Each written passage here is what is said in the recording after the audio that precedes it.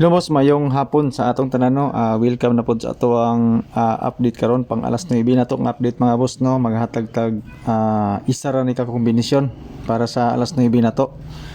So good luck sa number na atong ipahabol. Hopefully mga boss no mo daog ta. Masigundahan mga boss no ang ato ang daog sa alas 5 na to.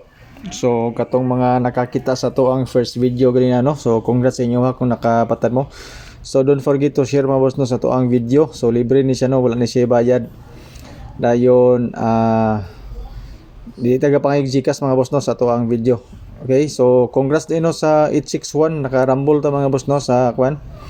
Alas 5 nga resulta. So mo ni siya tong bonus number tulo ka buok. Migawas gid ang isa.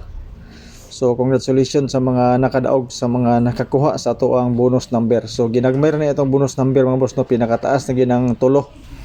Okay, so kung maupat galing samban sa tanan. So pahabol lang ko pang alas 9 mga boss no, natay 63 ug 39 kana siya nga mga piring. So basing ganahan mo ana, kamo na idugang sa isa ka number ana para sa 3 numbers na to. So na ako'y combination ana mga boss no, basing ganahan mo testingilan na ninyo.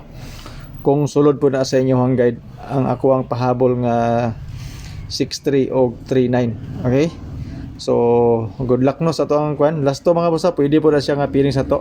So mo to siya mga boss no atong kwan natay 639 sulod na to tanan ang ato ang kwan pirings dayon sa triple. Mas maayo mga boss no 0 to 9 ta kung namoy extra nga kwarta dia, kung namoy pang kwan kwarta din sa first video na to natay 850. Ang 816 wala na nako gilakip kay atom po na siyang pod pang as 9 po ang 816 ang atong isa ka bonus number.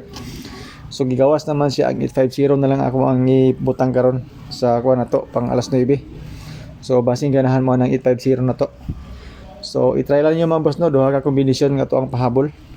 So good luck. So don't forget to share sa to ang video. Hopefully makadaog na punta pang alas 9. Ayun, kung gusto mo to na mga boss no, sa to ang first video na po tayo mga numbers ito. So salamat sa inyong pagtanaw.